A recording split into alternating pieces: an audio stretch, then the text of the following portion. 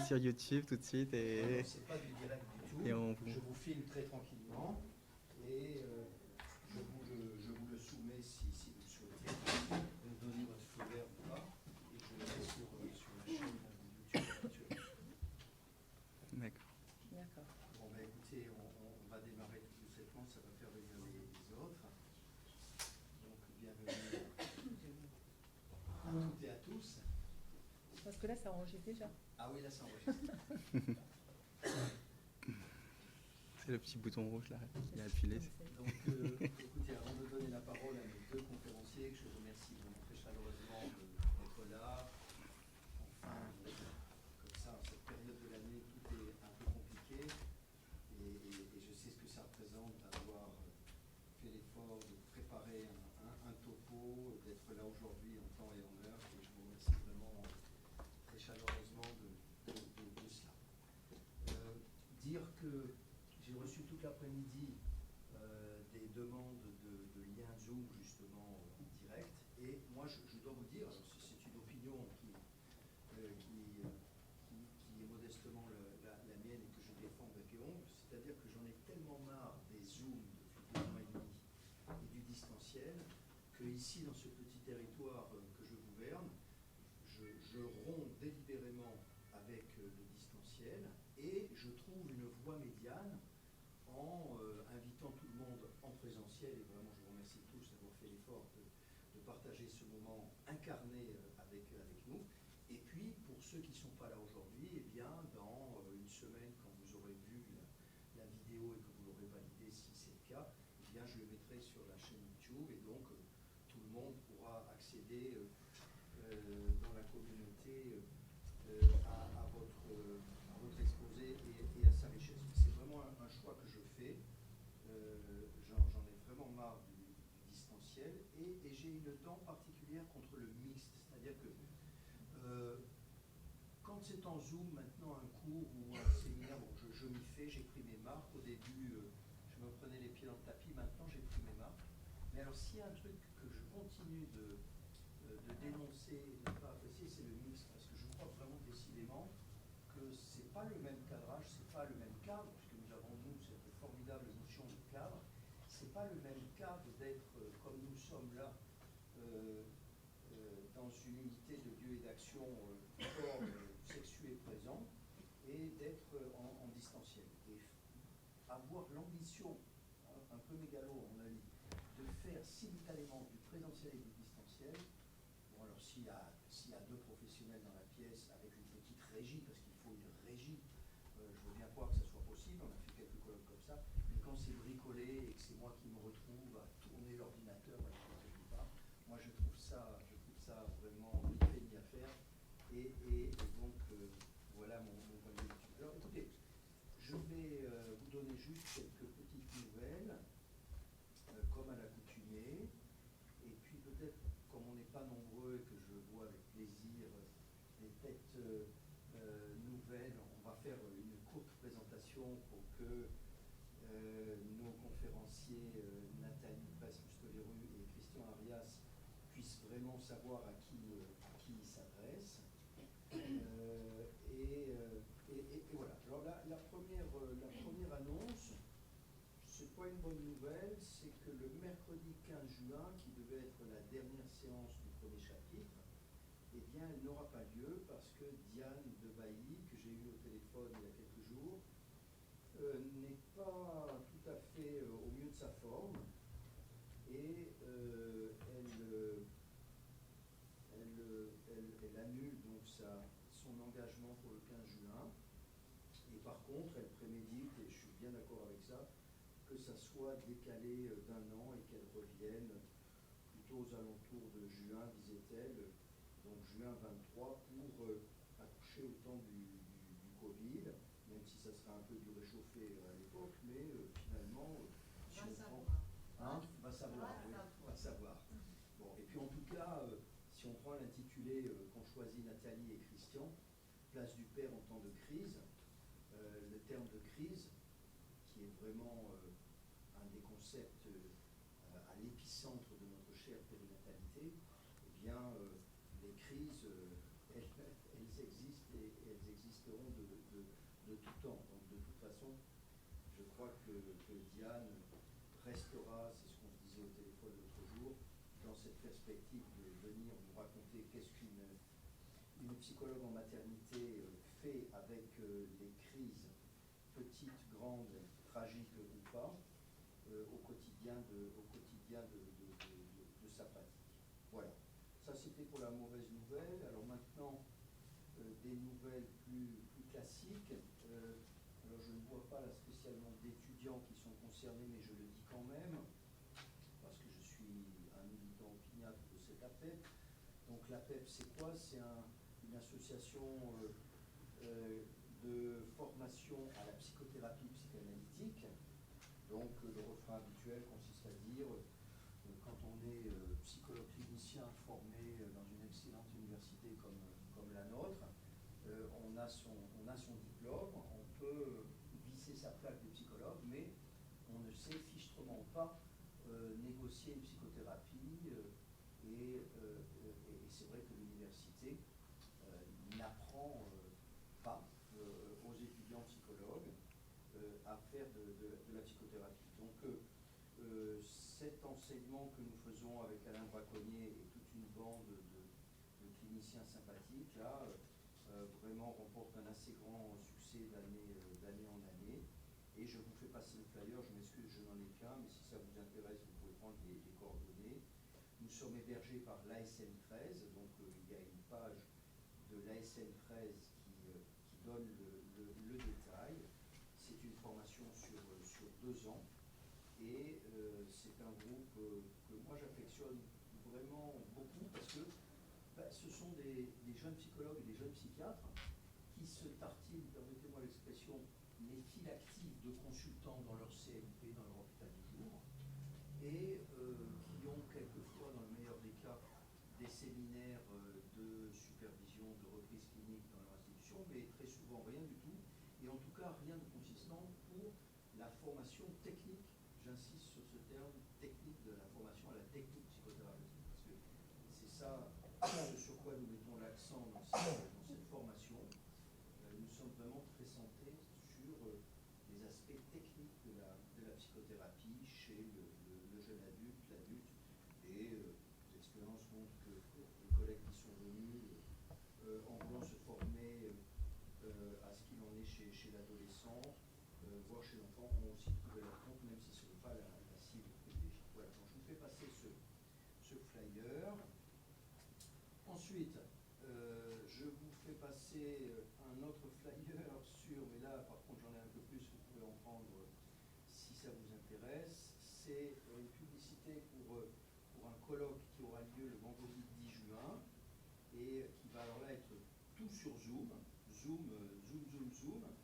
Et c'est le point d'orgue d'un séminaire qui a duré 2 ans et qui a été passionnant. Ça a vraiment été bienvenu. Ça a vraiment été une des activités pour moi les plus passionnantes ces 2 dernières années.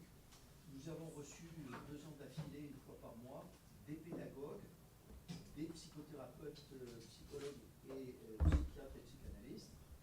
Et le cahier des charges qui leur était demandé, c'était comment est-ce que vous vous êtes dépatouillé, comment est-ce que vous avez bricolé du distanciel à partir de votre pratique. Et c'est vrai qu'on a vraiment décidé de faire une tournée, probablement qu'on va faire un livre à partir de ça, parce que je crois que beaucoup d'entre vous l'ont vécu. Finalement, ce passage du présentiel ou du distanciel et retour, hein, parce que là maintenant on a beaucoup de choses à dire sur le retour. Hein. Je pense à une patiente lundi dernier à qui j'ai proposé au premier confinement du distanciel. Dans les cours de récré, on dirait c'est moi qui a commencé. Me téléphone en me disant oh, je suis à Vélizy, je ne ferai pas le temps de rentrer pour ma séance de 17h, est-ce qu'on va la faire sur Zoom?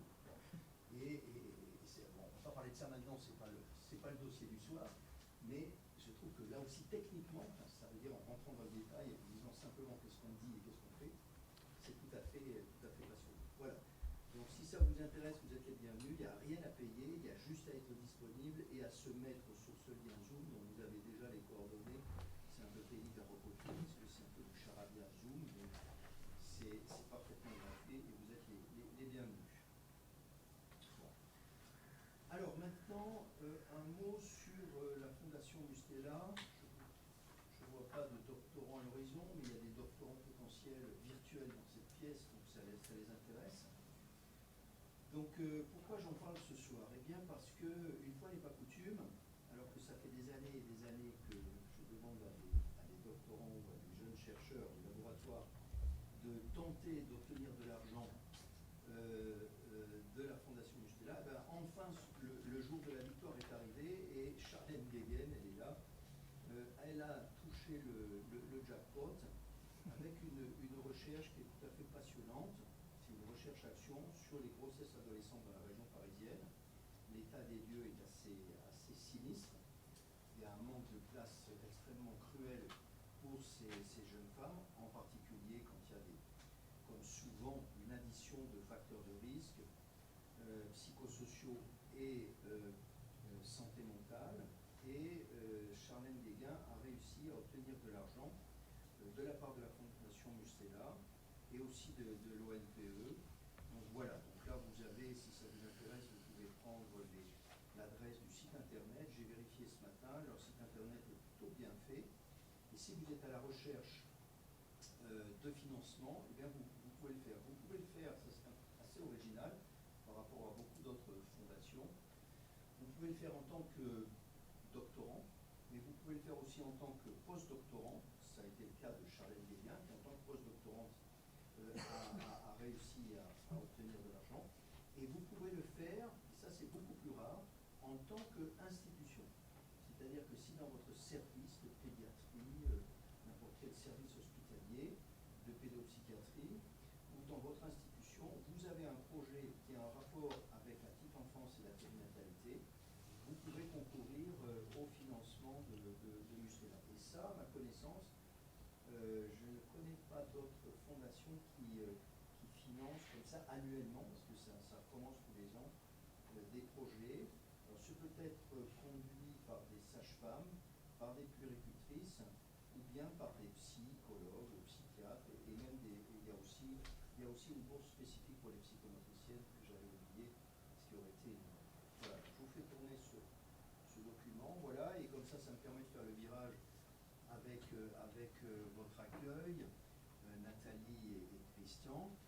Donc, Nathalie, nous cheminons ensemble en périnatalité depuis bien des années, et c'est vrai que c'est surtout à l'intérieur de l'association de la WAME France que nous avons collaboré pendant des années et des années, les années où j'étais coprésident avec Pierre de Lyon.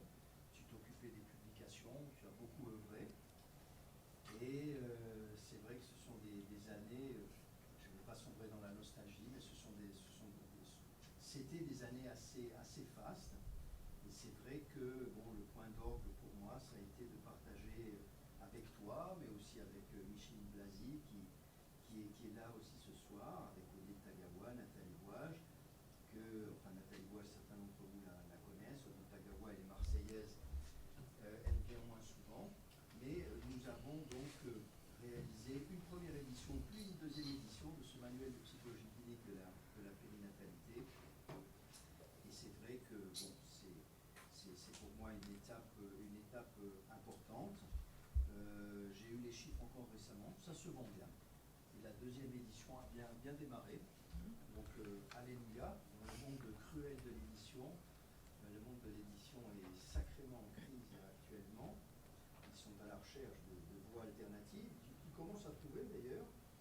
Mais c'est vrai que c'est bien agréable. On s'est décarcassé pour cette deuxième édition et il semblerait qu'elle marche plutôt bien. Voilà, donc c'est une des raisons pour laquelle je suis content de t'accueillir et puis aussi amicalement. Et quant à Christian, ce que j'aimerais dire, c'est que pour moi, c'est vraiment une satisfaction rare et formidable, parce que Christian, quand on s'est rencontrés, vous étiez, Christian, en master, en mémoire de terre, en mémoire de master 1, et alors déjà, avec une orientation, ceux qui vous connaissent savent bien votre affection pour la thématique des pères, si souvent oubliés, pour ne pas dire maltraités en périnatalité et en médecine en général d'ailleurs. Ça serait intéressant sans doute le débat avec Kevin qui travaille sur l'infertilité masculine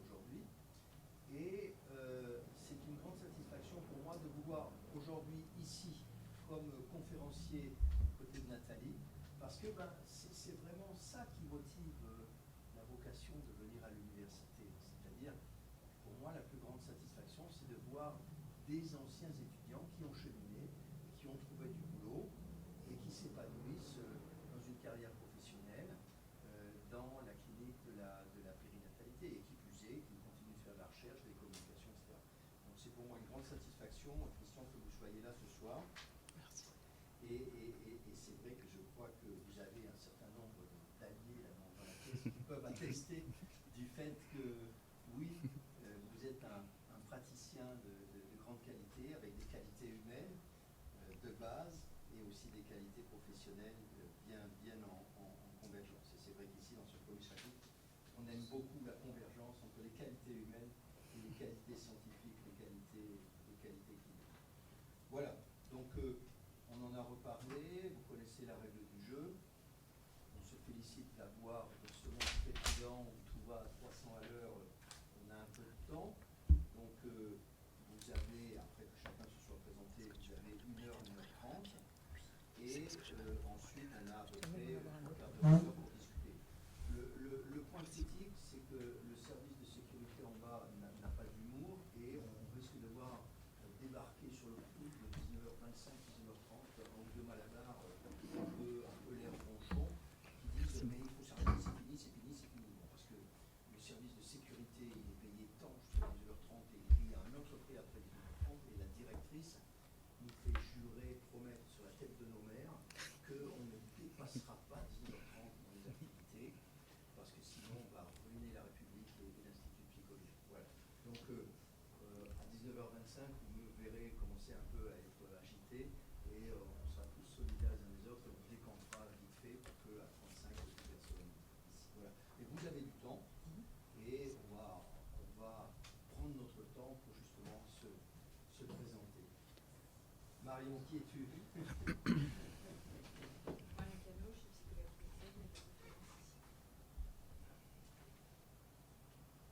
Kevin Merici, donc je suis psychologue clinicien, puis là je finis un master de recherche ici.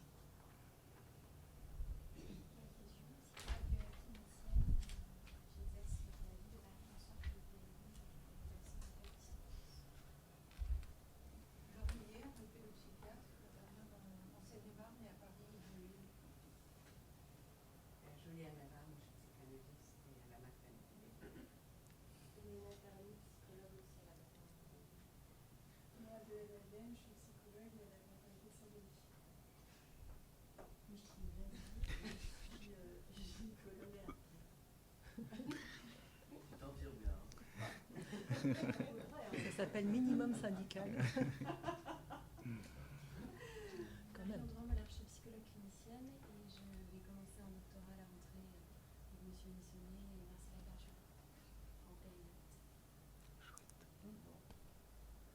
Vous avez tout loisir de vous présenter si ça prend sens dans votre affaire et vous connaissez la maison. Donc à votre convenance, je suis vraiment heureux de vous accueillir tous les deux. Prenez votre temps dans la limite d'une heure et demie. Je vérifie la caméra de temps en temps, mais vous ne faites pas de livre. Non, non. On est très tranquille. Ça s'appelle la salle de détente ici. Bon. On va se présenter. Bonjour à tous et merci les amis d'être venus, parce qu'il y a des amis dans la salle. Je voudrais remercier Christian parce que je trouve on travaille ensemble, mais à l'occasion de cette présentation, on a essayé de réfléchir ensemble et ça a été un vrai plaisir. Je pense qu'on a passé du temps à discuter.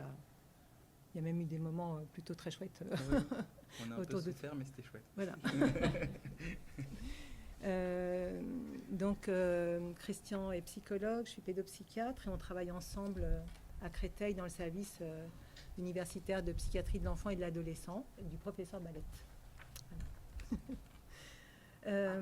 Donc, le titre que tu nous avais donné, on l'a gardé en fait, Place du père en temps de crise, mais on ne va pas vous parler du Covid du tout. On n'en avait pas du tout envie. Donc je vais d'abord faire une introduction et puis poser un peu le problème autour du devenir père. Et on a choisi de vous présenter 2 cas cliniques qui seront voilà, le support d'une discussion qu'on aura ensemble. On en a un 3e si vraiment on a du temps et que là on pourra vous le présenter au moment de la discussion. Alors en introduction sur le thème du devenir père, la première idée ça a été, et de la question de la crise, attention, période de crise à l'horizon. Devenir père, c'est un moment de crise. Dans le langage courant, le terme de crise signifie souvent une période de difficulté, mais dans son sens étymologique, ça m'a un peu surprise, il signifie faire un choix, décider.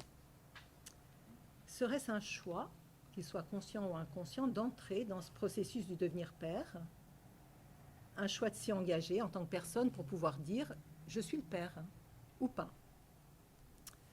En tout cas, dans tous les cas, devenir père, parent, c'est une nouvelle étape du cycle de la vie, aux enjeux identitaires et identificatoires, le déséquilibre d'un état antérieur, une mise en tension, j'aimais bien l'idée de d'ébranlement, un bouleversement, un changement inévitable potentiellement catastrophique, une crise en recherche d'une résolution, comme pour toutes les lignes de développement, en l'espérant au mieux maturative, mais en sachant aussi que cette transition vers la parentalité peut être potentiellement à risque d'émergence de troubles divers, de décompensation somatique ou psychique, voire psychiatrique.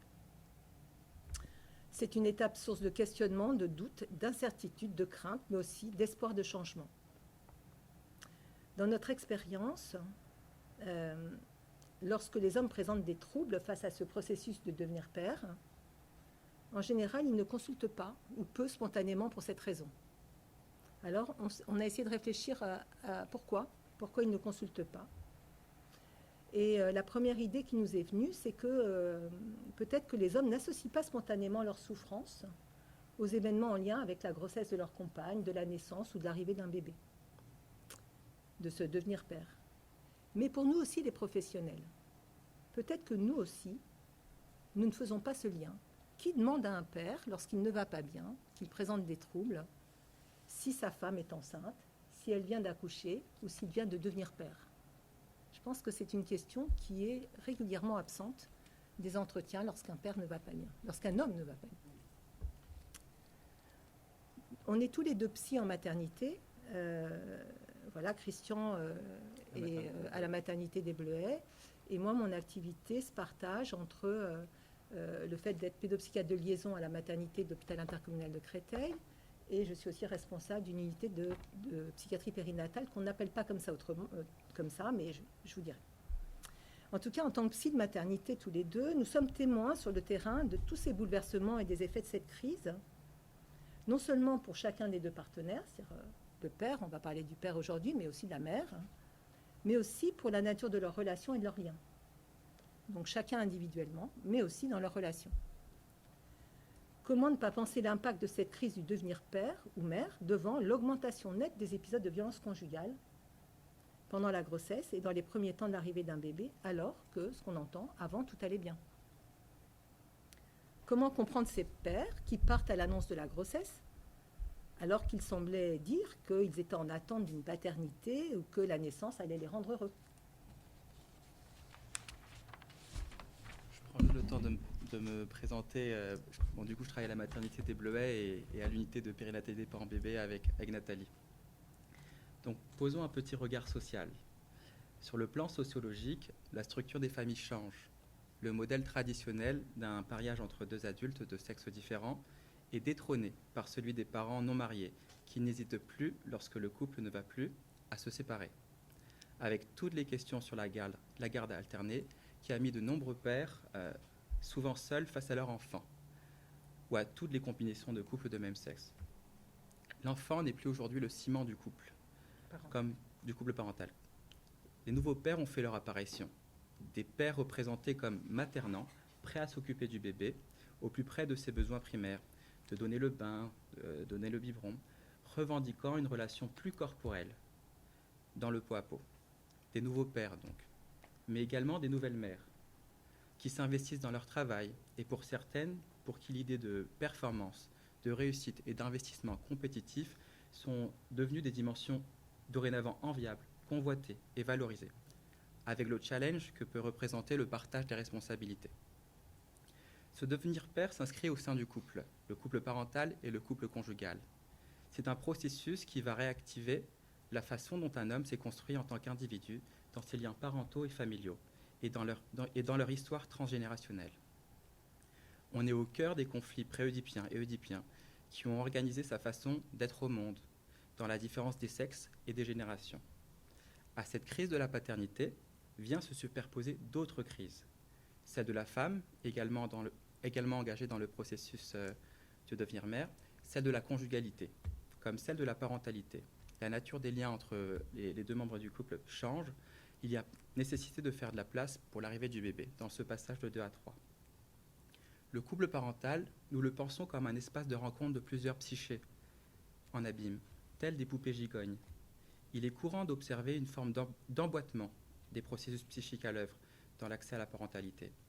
La psyché maternelle et celle paternelle peuvent se répondre en écho, dans une forme de mimétisme ou de mutualité, ou bien dans des formes de mouvements plus déstructurants, mêlant rivalité, jalousie et ou clivage. Nous savons l'impact du devenir père et sur le devenir mère, et réciproquement. Ainsi, des études en psychiatrie périnatale ont montré que la décompensation maternelle est l'un des facteurs de risque principal de la décompensation paternelle. Dans la clinique ordinaire que nous rencontrons des mères déprimées et angoissées, il est fréquent d'observer des pères qui font face, qui tiennent, dans une position de paternité soignante et qui s'effondrent quand la mère va mieux. Quel serait alors l'impact d'une pathologie psychiatrique maternelle sur le devenir père? C'est une question majeure pour nous dans une idée de psychiatrie périnatale. Et le berceau psychique du bébé. Nous savons combien le contexte de vie du bébé est primordial, avec en premier lieu la qualité relationnelle de chacun des deux parents avec lui, mais aussi de la qualité de leur lien ensemble, c'est-à-dire de l'ambiance relationnelle entre les deux parents et la façon dont chacun va se réorganiser autour des besoins du bébé. La question qui se pose souvent, c'est qui fait quoi?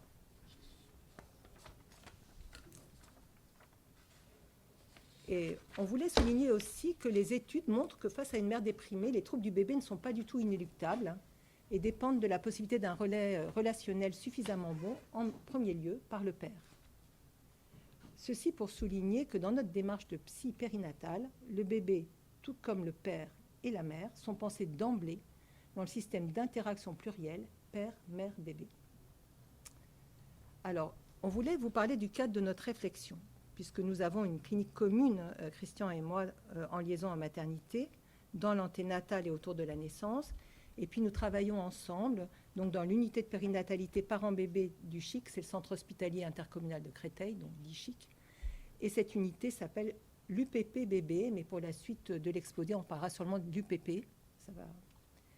Et dans ce cadre, nous nous sommes intéressés à la façon dont les hommes que nous rencontrons se sont sentis devenir pères. Alors, quelques mots sur l'UPP. C'est un lieu de soins parents-enfants 0-2 ans qui propose une offre de soins ajustée à chaque situation. La porte d'entrée est habituellement en lien avec une pathologie maternelle, alors soit une pathologie maternelle antérieure à la grossesse ou à la naissance, mais à risque de se déstabiliser dans ce processus de maternité, soit des mères qui présentent des tableaux de dépression du postpartum, des troubles anxieux, en tout cas des difficultés venant de la mère ou du bébé, pouvant entraîner des dysfonctionnements interactifs parents-bébé. On n'a jamais eu d'entrée à l'unité pour un père qui n'allait pas bien, par exemple. Ça n'est pas arrivé.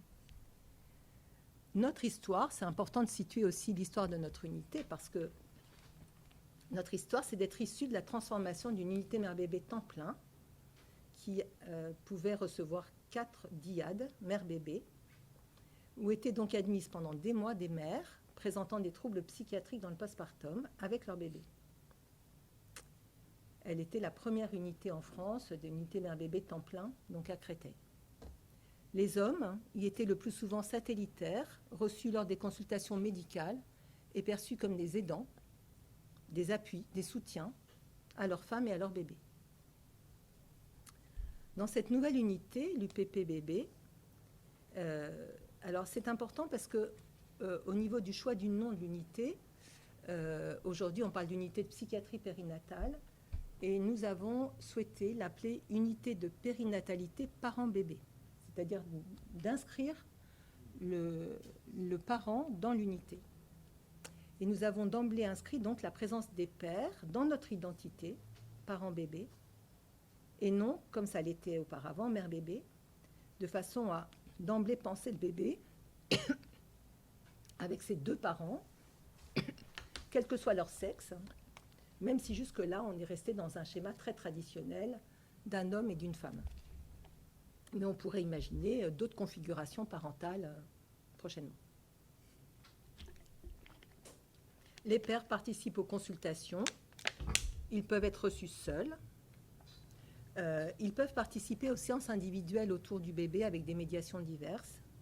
Mais à ce jour, et c'est une vraie question, ils ne viennent pas en hôpital de jour. Donc ça sera une question à discuter. Ben voilà, on discutera sur comment recevoir un père et son bébé en HDJ. Ça sera une des questions qu'on aura à discuter. Un père et son bébé, un père, une mère et son bébé. En tout cas, jusque-là, les pères sont reçus, ils ont leur place, mais à ce jour, pas en hôpital de jour ou exceptionnellement. Ça s'est fait très exceptionnellement. Alors la maternité est restée jusque-là une affaire de femmes. On dit maternité pour représenter le lieu de la naissance. Quelle place pour le père à la maternité? Il n'y est pas inscrit, il n'a pas de dossier, juste une ligne pour préciser son nom, sa profession, son âge éventuellement et ses problèmes médicaux s'il y en a. Serait-ce parce que la mère est toujours certaine, à contrario du père, ou parce que de façon incontournable, toute naissance passe par le corps d'une femme, d'où l'inscription à la maternité et la mise en place d'un dossier médical pour la femme. On voulait souligner que la femme a bien cette force et cette puissance de pouvoir de création, mais que quand même, elle ne peut pas l'engager seule. Il faut bien l'union de deux gamètes, l'ovule et le spermatozoïde, mais seul le corps de la femme peut héberger et construire le petit homme, qu'il soit fille ou garçon. Cette place fondatrice de la femme dans la maternité, dans le lien au bébé, a été au cœur de tous les colloques de psychiatrie périnatale jusque-là. On avait envie d'exagérer un peu, mais quand même. Hein. La dyade mère-bébé a pendant longtemps caché la question de la triade et du père. Et je pense que vous avez tous assisté à des colloques dans lesquels il y avait toujours au moment des questions une petite voix pour dire « et le père ?» Et je ne sais pas si vous vous rappelez de la réponse. En général, il n'y en avait pas, ça faisait un grand flop. Silence total. Pourtant, pour la préparation de cette présentation, on a été chercher de la bibliographie, et on a été étonnés, Christian et moi, non seulement par le nombre d'articles, le nombre d'ouvrages sur la question, mais aussi sur la qualité et la pertinence des écrits. Nous avons relu avec grand plaisir Geneviève de Lézic-Parseval, La part du père, qui date de 1981. C'est magique ce livre. Il est formidable.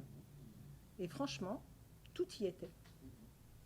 Mais on a lu aussi des livres un peu plus récents, Le père des premiers liens de Christian Gérard ou Le vrai rôle du père de Jean Le Camus et plein d'autres articles. Mais on a été surpris par le fait que ces écrits sont souvent, ils sont là, mais peut-être complètement refoulés, voire niés. Mais pour aller dans ton sens, de quel père parle-t-on, hein?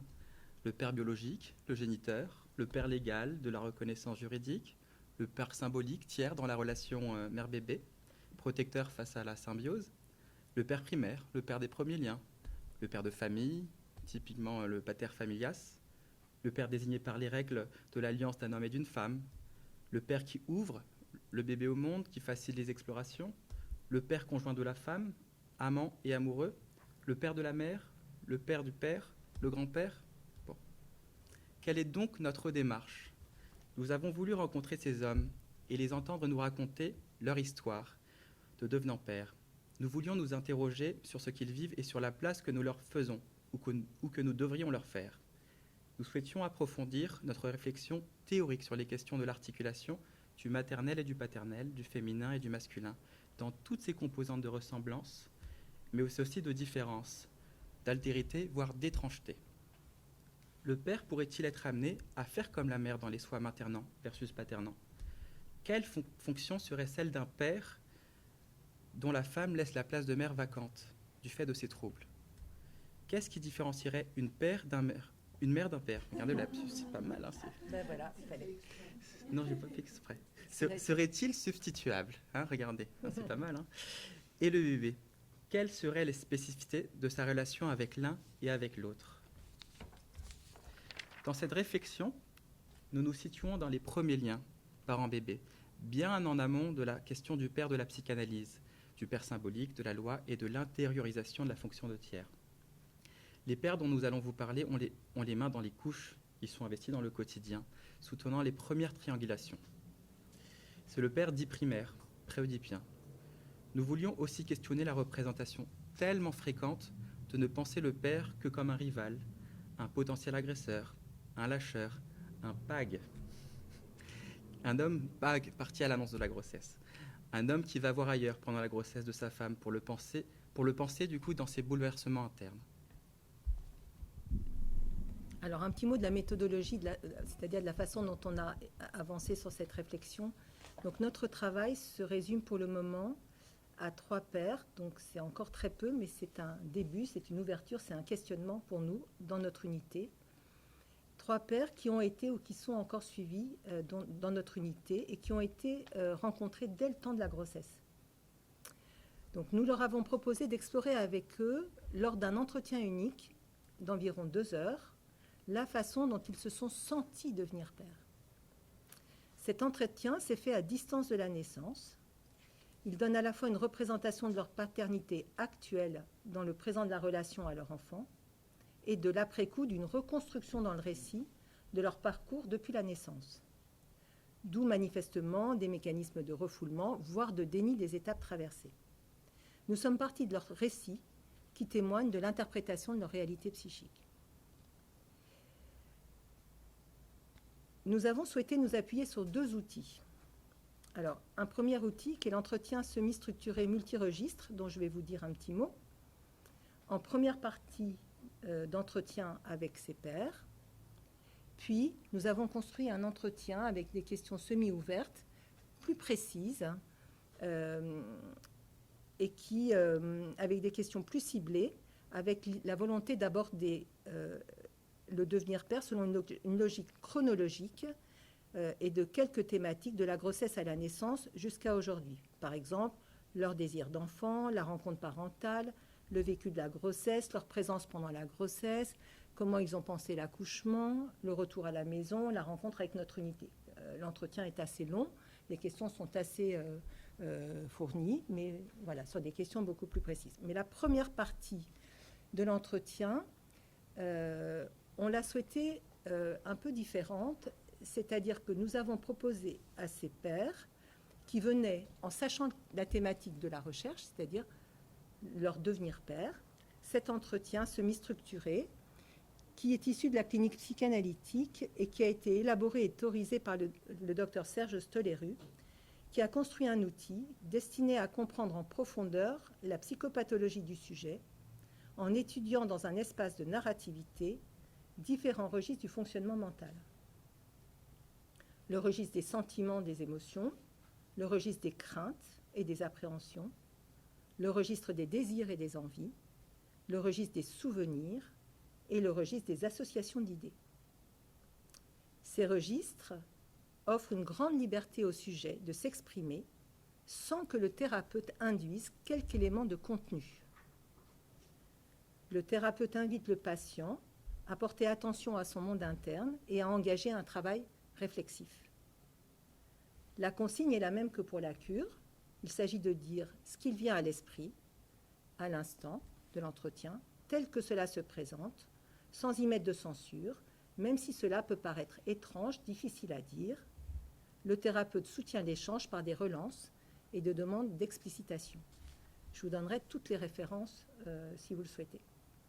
Alors cet entretien, je l'avais déjà travaillé et je l'avais déjà utilisé dans ma clinique, mais là l'idée c'était de le proposer en première partie pour les laisser extrêmement libres de nous dire, au fond, comment ils pouvaient penser leur devenir père au moment de cette interview. Et on a été très surpris, enfin je peux te laisser la parole parce que toi tu ne connaissais pas l'entretien. Non, je ne le connaissais pas. Non, c'était...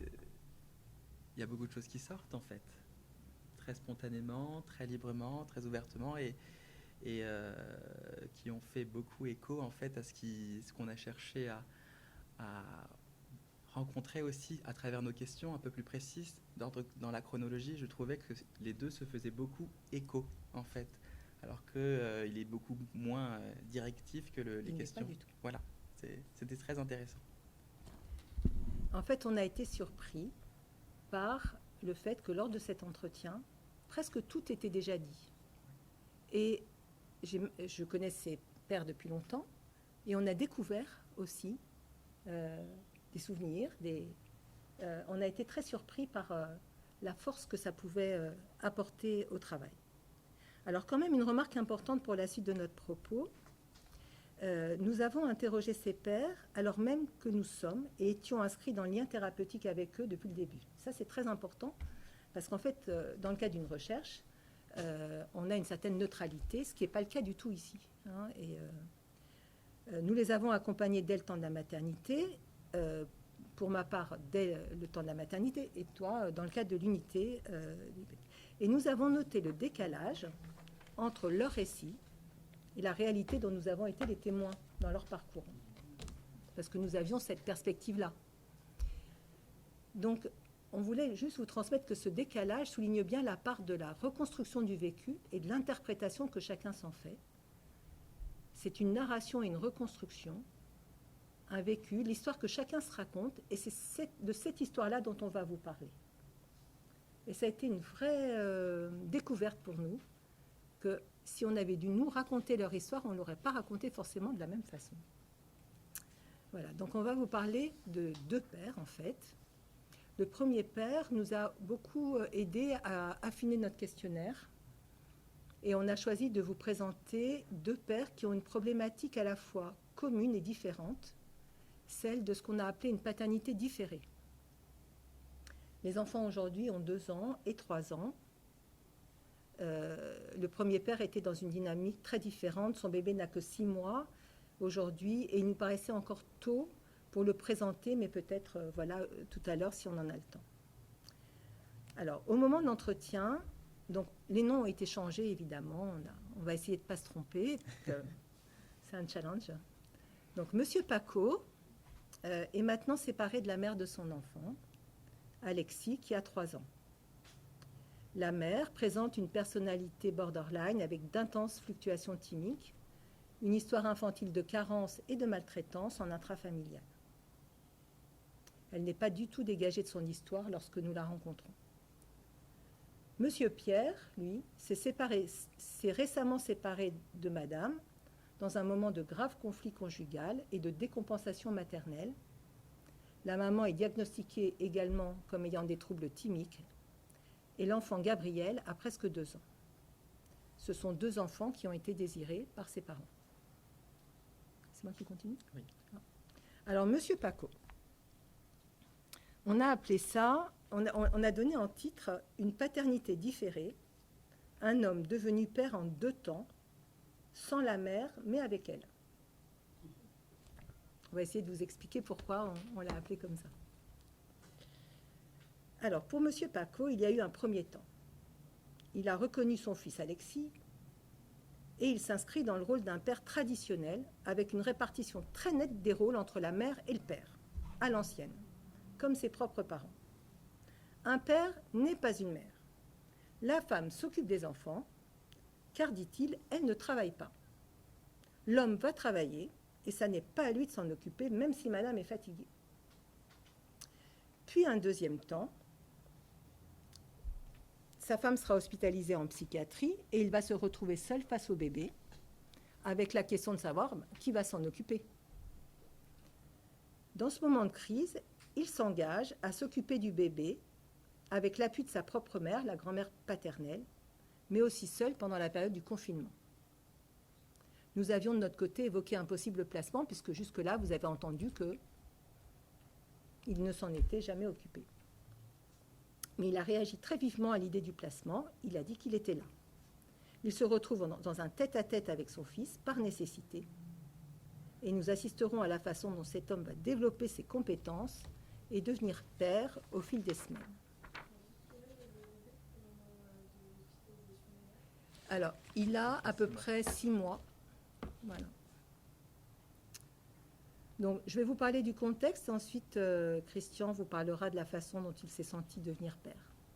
Donc, nous démarrons le suivi avec monsieur et madame dès le temps de la maternité et très vite ensuite à l'unité à l'UPP.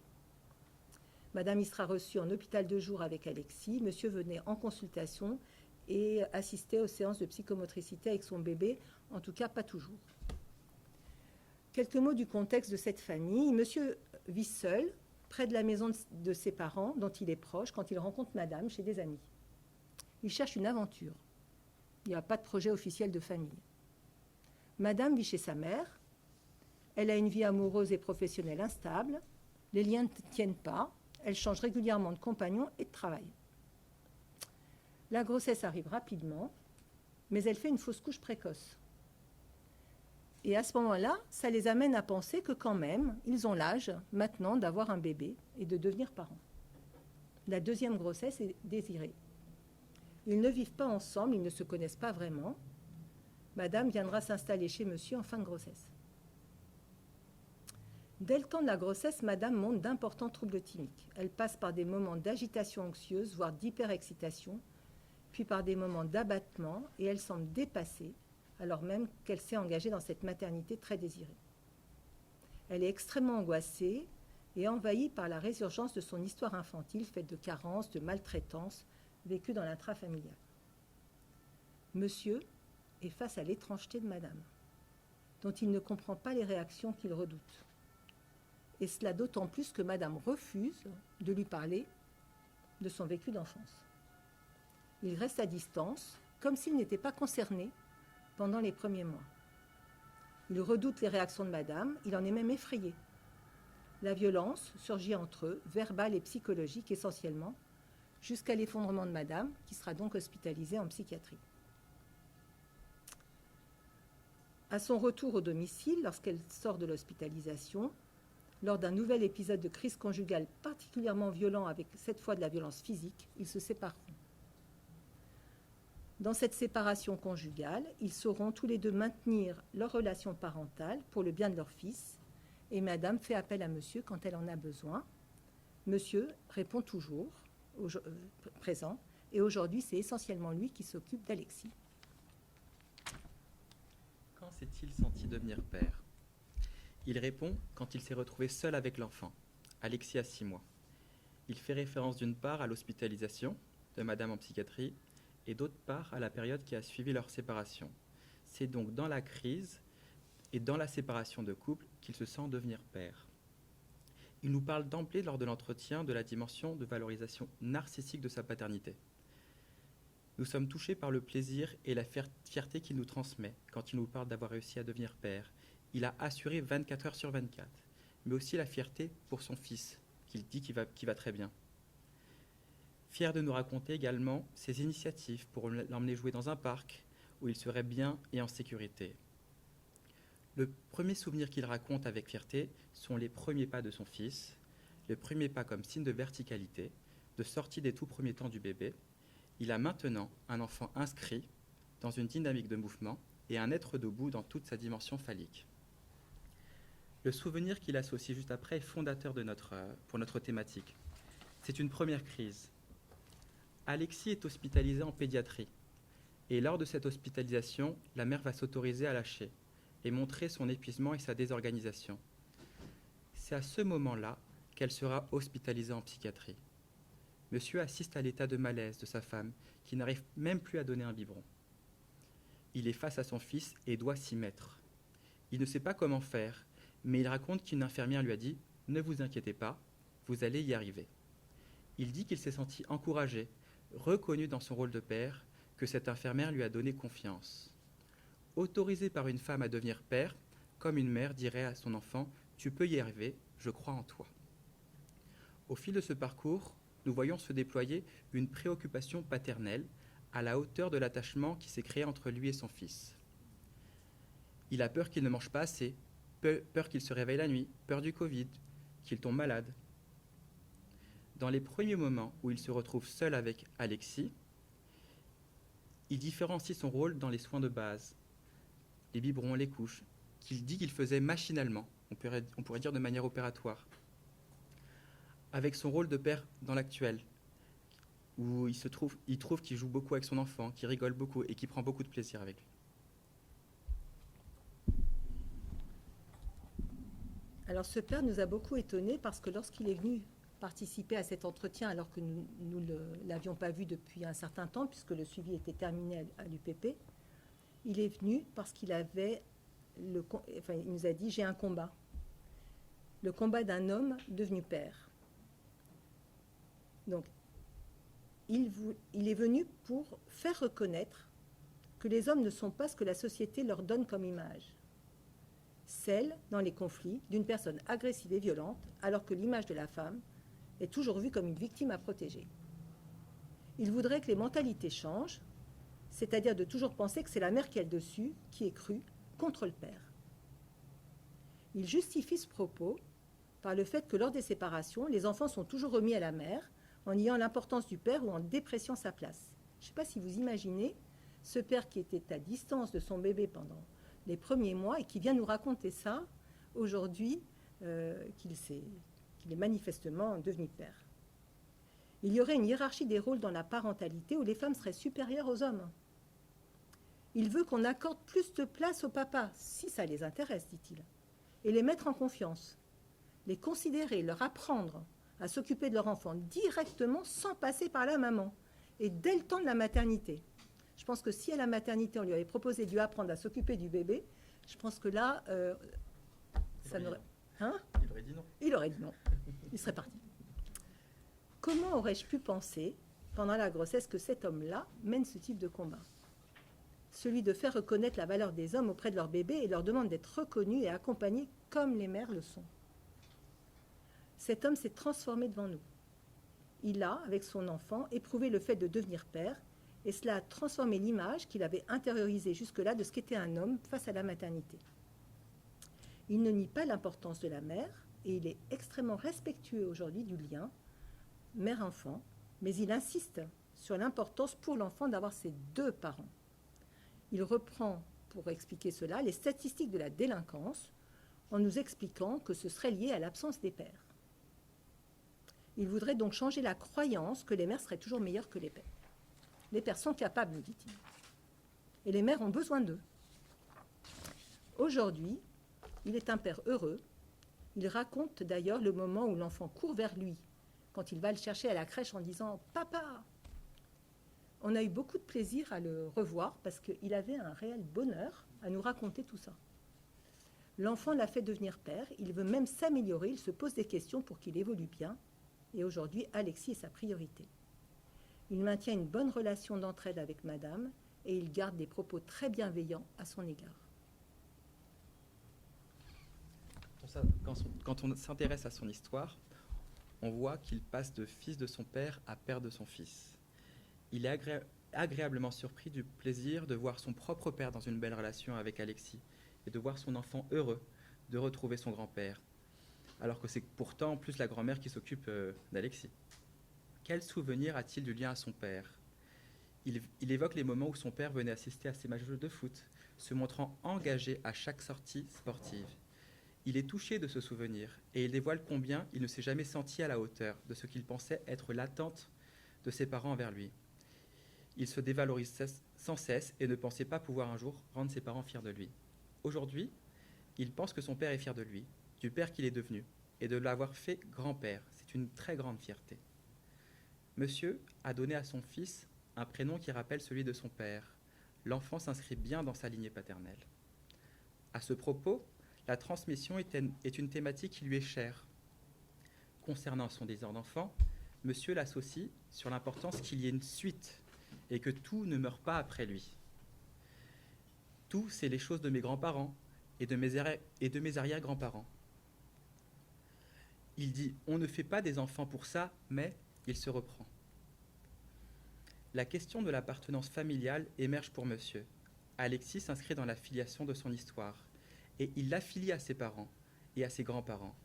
Monsieur, par cette paternité, a fait avancer son père dans l'ordre des générations, et le temps s'est remis en mouvement. La question du temps qui passe, de la finitude et de l'après s'infiltre dans l'entretien. Il a besoin de s'assurer que son fils poursuivra l'héritage de sa famille, celle de ses parents, puis de lui-même. Monsieur est aussi extrêmement préoccupé qu'Alexis soit un enfant unique. Il peut penser qu'il pourrait avoir un autre enfant avec une nouvelle compagne, mais il prend de l'âge et cette fois, il voudrait être un père tout de suite et pouvoir s'en occuper dans les jeux, dans l'éducation, lui apprendre les règles, l'engueuler s'il faut quand même, mais aussi pour les câlins, pour les soins, ce qu'il s'autorise maintenant. Il raconte avec force la relation qu'il a eue et a toujours avec son frère, une relation sous le sceau de la complicité, du jeu, mais aussi de l'étayage et de la sécurité, pour affronter dans la vie les moments difficiles. On entend qu'il commence à percevoir qu'un jour aussi, ce sera la perte de ses parents. Il voudrait que son fils ait cette sécurité, cette protection, et il en est triste de ne pas pouvoir lui offrir.